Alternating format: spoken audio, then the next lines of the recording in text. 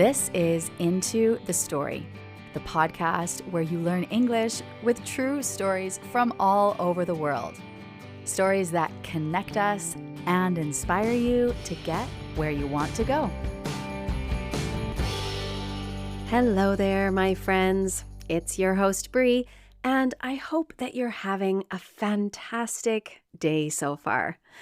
When you're a kid, there's a moment. Well, maybe there are a lot of moments when you realize you're a little bit different. You don't always know why or how, but you know. Today, we're going into the story of Archy Jamjun. He grew up in Chicago with Thai immigrant parents, and he had one big dream: to be beautiful. But while Archy had his own ideas about who he wanted to be, his family expected him to be someone completely different. The bathroom door swung open. It was Annie. Are you using my beauty products again? How many times do I have to tell you? These things are for girls.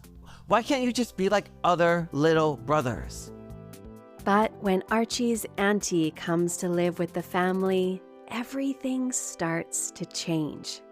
This is a fun story about growing up and the special people who help us feel comfortable being ourselves. And really quick, before we look at the vocabulary for today's story, if you want more of Into the Story, then you can sign up for my newsletter. Like the show, the newsletter is designed to be interesting, inspiring, and most importantly, improve your English. To sign up for free, visit intothestorypodcast.com. Planning a trip? Whether it's a big adventure or a weekend away, you'll need travel insurance. Last year, my son needed a doctor while we were in Canada. It cost a lot, but my insurance took care of everything without any stress. Plus, they offer the best prices I've seen. Into the Story listeners can get a 5% discount. Just follow the link in the description or visit intothestorypodcast.com/travel. Now it's time to look at 5 words and expressions that Archy uses in today's story. The first, to throw down the gauntlet. So to throw down the gauntlet is to challenge or invite someone to compete. For example, he threw down the gauntlet and challenged me to a race. Or she threw down the gauntlet by saying she could win the competition. To throw down the gauntlet. And the next is to fling. To fling, F-L-I-N-G, is a more descriptive word for throw. So to fling means to throw or to push someone with force. For example, she flung her coat onto the chair, or he flung the ball across the yard. To fling. Then we have to be adept. A-D-E-P-T. To be adept means to be good at doing something. For example, she is adept at solving complicated math problems, or he is adept at playing the piano. To be adept. And next, to make the news or to make the newspapers. And this is when someone or something appears in the news. For example, the election results made the newspapers, or Taylor Swift's new relationship made the news. To make the news. And finally, to shower someone with something. So this is to give someone lots of gifts or attention or possibly praise. So praise is to say good things about someone because they have done something well.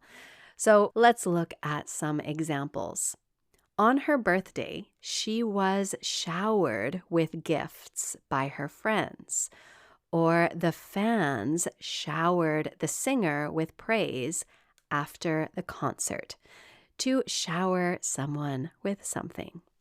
Okay, as you're going to hear, Archie is a performer, and this story was first told on stage in Chicago to a native English-speaking audience. So there's lots of useful vocabulary to learn from.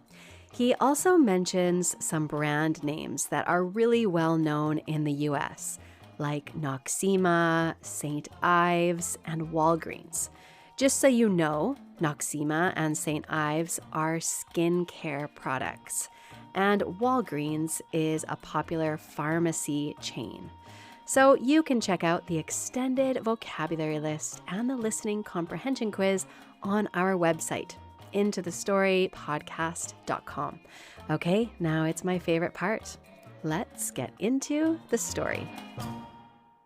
I opened the bathroom cabinet and my sister's beauty supplies stood before me. "We'll make you pretty," they seemed to whisper. "My cooling sensation works wonders," said the jar of Noxzema cold cream. "I will tighten your pores," said the St. Ives cucumber face mask. And then the bottle of sun and hair lightener threw down the gauntlet. "I will give you white people hair." I was 11 years old and constantly locking myself in the bathroom for the wrong reason. I just wanted to be pretty. At 11 years old, Archie kept hearing the same thing. Annie was pretty. Him? Handsome. But he knew the truth. Annie was the one that everyone noticed. Annie could stop traffic with her beauty, while Archie was ignored. My sister's beauty allowed her to attend Barbizon, a modeling school in downtown Chicago, attended by 12 rich white girls, 2 literal black sisters, a girl with a new nose, and a half Latina from Texas. On Saturday afternoons, they would practice essential life lessons like how to walk down a runway and take off a jacket at the same time. Archie watched his sister shine, and he sat there, wishing that he could be in her place. All he wanted was to be noticed, to steal some of that spotlight for himself. But even at our temple, my sister was the star. When our temple put on a production of Menorah, the Thai story of creation, they cast Annie as a lead angel. I had to play monkey number 3. On the ride home, my parents told my sister what a great job she had done. They were so proud of her.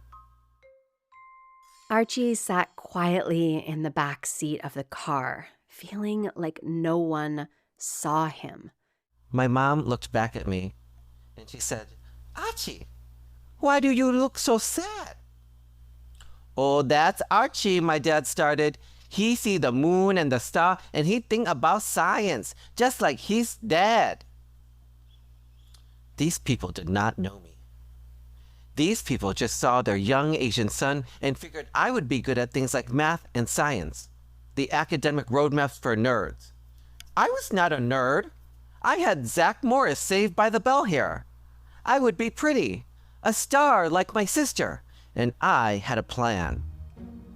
Step 1, lock myself in the bathroom.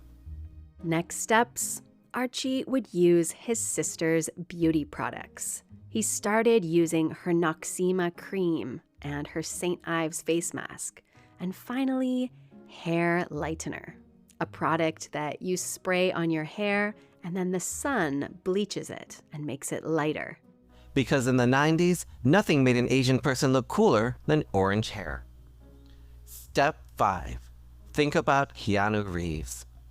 In 1991, Keanu Reeves starred in the mega hit blockbuster music video Rush Rush by Paula Abdul. It was a remake of the classic film Rebel Without a Cause, and I often imagined that I was Paula and Keanu was my rebel.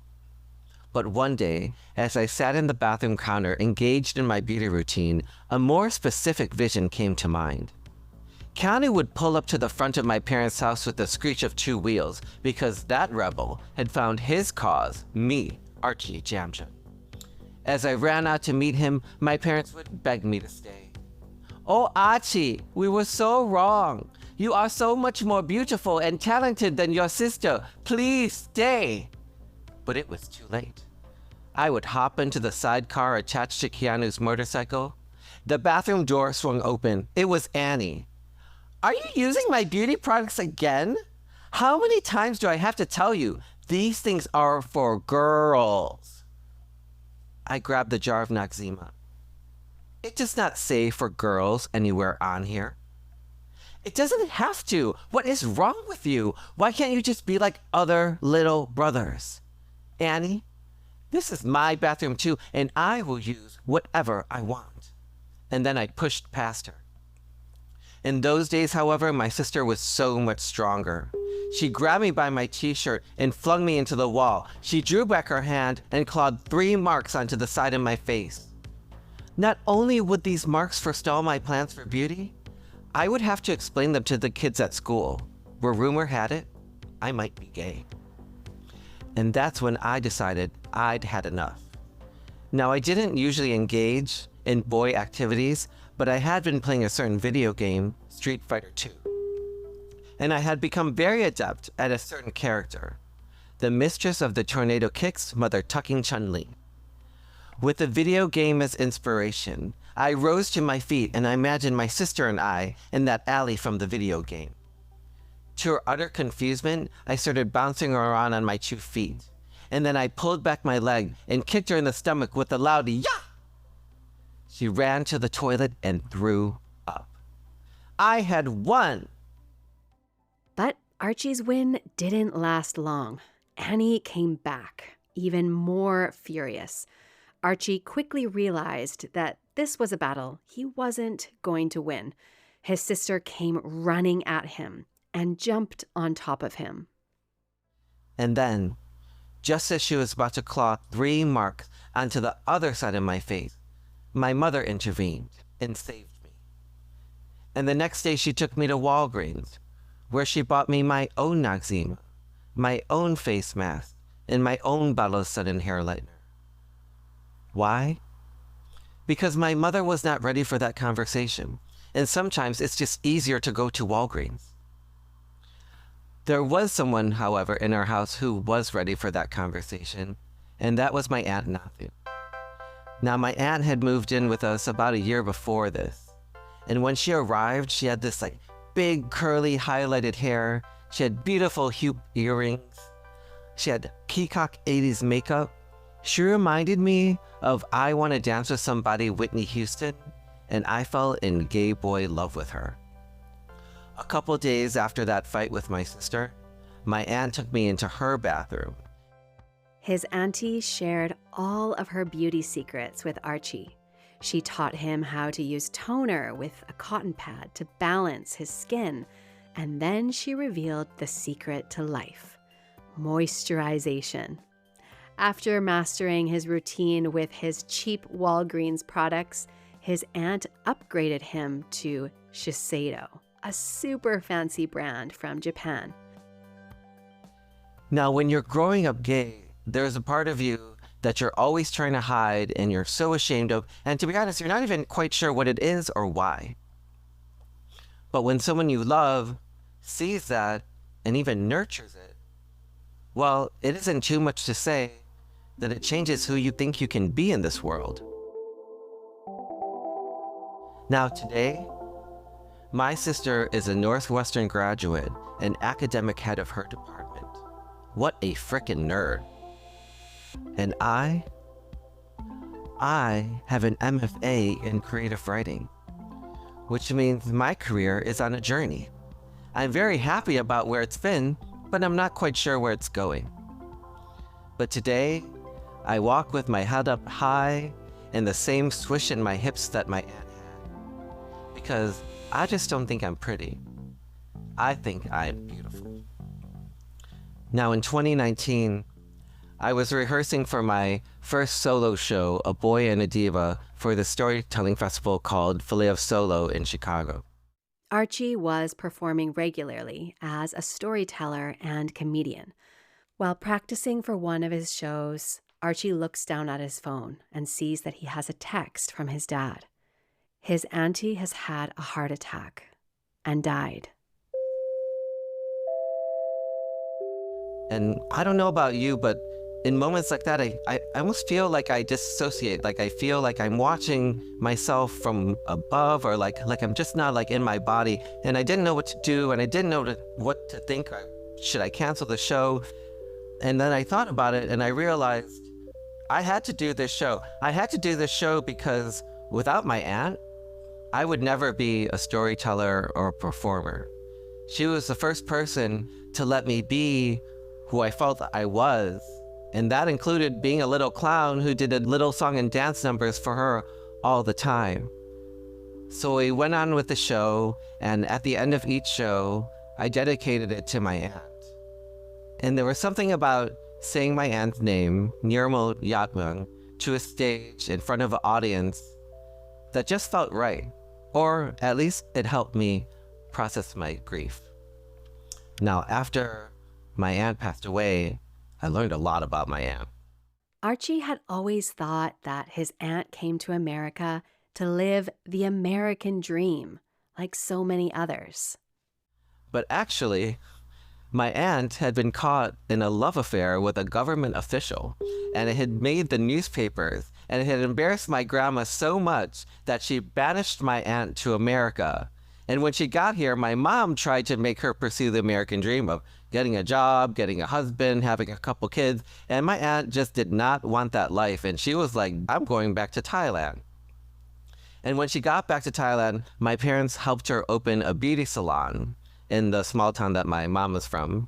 And my aunt eventually had this beautiful teak mansion, and she lived this incredible life where she would go from Thailand to visit Europe and visit Japan, all these places. She had this beautiful wardrobe of designer clothes and every kind of makeup and beauty product you could imagine. And I never understood how my aunt had so much money from running a beauty salon in a town of 20,000 people. And that's when Archie's dad told him the truth. His aunt didn't just run a beauty salon. She also lent people money. And she was the kind of moneylender that carried a gun in her purse. And there was more. She was in a relationship with a very powerful man, a religious cult leader, and he gave her lots of gifts and money. And even when she passed away, he threw her a funeral that was fit for a queen, complete with elephants and fireworks. And all I can say to that, all I can say about having love affairs with people in power, to having rich men shower you with gifts and not actually having to work that hard, all I can say is, Auntie, I want that life for myself too. I freaking hate working. So please, please take care of me. And to be honest, to this day, I pray to her, and I believe she's my guardian angel. Today's story isn't just for those of us that relate to Archie, but also for those who want to be like his aunt. Not by getting showered by gifts, although that does sound really nice, but by supporting someone who is misunderstood or unseen. It's amazing how simply seeing and accepting someone for who they truly are can help shape who they become. Archy Jamjun is a storyteller and the co-organizer of Outspoken LGBTQ Stories, a storytelling event in Chicago. He has won the Moth Storytelling Competition twice and leads workshops for different nonprofit organizations.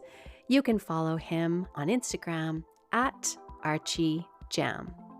If you're enjoying Into the Story, if it has made any difference in your English or maybe even your life, then I'm going to tell you 2 100% free ways that you can help support me.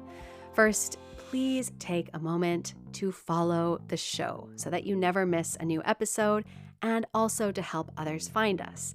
And the second, if you have a little bit of time, just 1 minute, please leave me a 5-star review on your favorite podcast app. Every review helps. I read every single one, and I so appreciate your love and support. Okay, folks, that's all for today. Until the next time, I hope that you have a good time, or at least a good story to tell.